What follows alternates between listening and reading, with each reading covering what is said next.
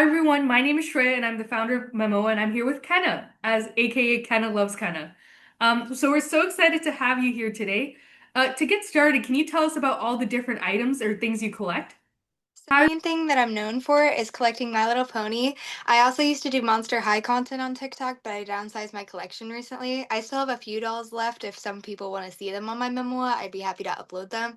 And then I also collect some Hello Kitty items and some Pokemon cards. Oh, that's awesome. Okay, so let's go into My Little Pony. First, how did you get into My Little Pony and collecting? So I started loving My Little Pony back in 2010 when it first released. Of course, as a little girl, I saw the colorful ponies on the shelves and I just was in awe.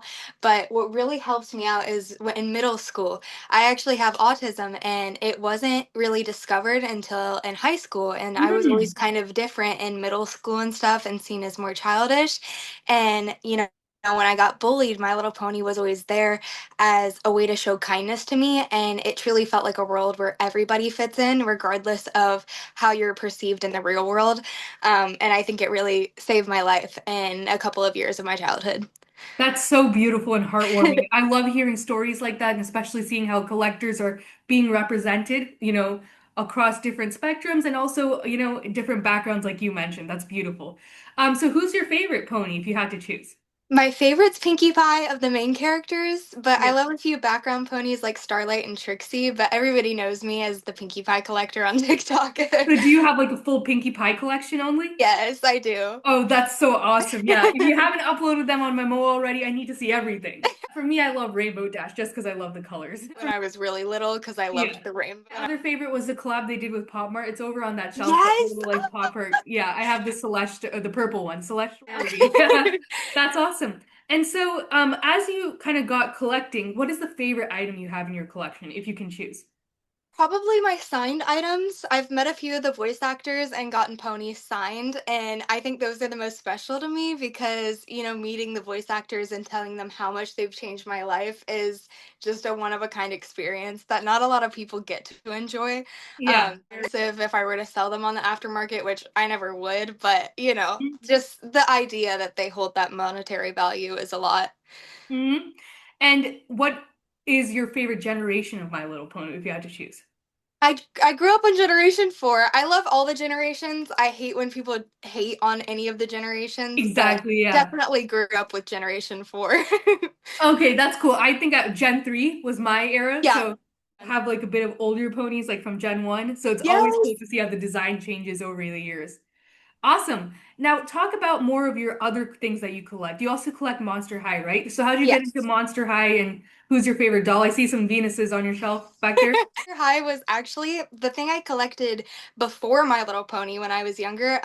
My grandparents, my mom was a full-time single mom at work as a nurse, so Hmm. my grandparents would watch me most of the time, and I had a whole collection of Monster High in their basement because they were also interested in it. So I had all the Comic-Con dolls like Scara, Hoodoo, Iris, Manny, and I almost had almost every release when I was younger. And I loved the movies. I think I've always been scared of dolls and Barbies, but something about the way that they were so unique and meant to be scary made them less scary for me personally.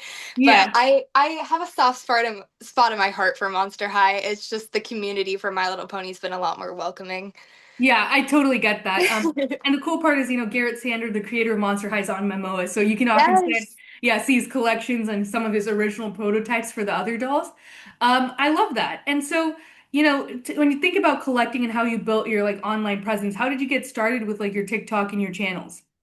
It was such a weird experience. I was always scared to show off my, interests when I moved to where I'm at now. I moved at the very end of middle school and I was bullied at my old school for kind of being different and stuff, so I didn't really get back into, expressing my love for ponies until like 11th grade in high school. I remember I posted one video about it was like a TikTok sound where it said autism or something like that, and you just show like all your things that you love. Mhm. And I made one TikTok and I gained a few pony friends, and it just kind of started from there. And I started using my packages that I'll get in the mail and just unboxing those without my face in it or anything. And then once I started showing my face, that's when I really, started blowing up.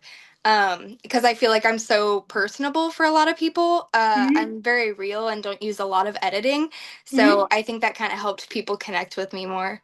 That's so beautiful. And speaking of online platforms, I want to bring up your Momoa profile. Yeah. I was looking at all your cool colors over here. So how have you been finding Momoa so far in terms of uploading your collections? I think it's pretty easy to upload. I think it only takes like a few minutes, especially if you know your collection pretty well. Hmm. I was able to do stuff mainly on the top of my head. I only really uploaded like my expensive wow pieces so Yeah. far, but I'm gonna upload the rest of my collection later on for sure. Yeah, let me actually like open up your profile on a separate page. So first we have your my first collection, and we have this cute little view where you can see it. So why don't you talk about like some of the standouts in this collection, like where you got them, or for example, like what your favorite one is in this group. Yeah. A lot of those are newer ponies that I've received. I only am missing 48 ponies, and then I have every single one they've ever made. Oh So, streak the last few weeks where I'm kind of collecting the more one-off characters to complete my collection. So, I've added a lot of the more expensive ones that, people consider rare, regardless of how mass-produced they were. They're just more sought after.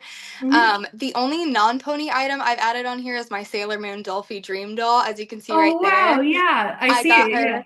Yeah, I got her at a thrift store for 800, and Oh then my she's God. actually worth like $1,800. So Yeah. it was a dream come true for me. Also finding Dolphin Dream at the thrift store, that's crazy. Wow. I Yeah. love her so much. But yeah, a lot of those ponies I've gotten through connections actually. A lot of my more expensive ponies, like the Silver Spoon and Twistaloo that I have uploaded on there, they're Oh around yeah, I two. spotted them. Yeah. Yeah, those are around $250 each, and I got them from a guy who used to work at Hasbro producing the ponies. Oh my And God. yeah, he gave them to me for super cheap because he knew I was an actual collector and wouldn't resell them. And then Yeah. all my European exclusives comes from a friend that I have in France who also collects, and I helped her get the US exclusives and vice versa. So Oh man, that's yeah. awesome. I try not to buy ponies unless they're for a good deal. I hate when people overpay for mass produced pieces of plastic because I think everyone should get the chance to own their dream item.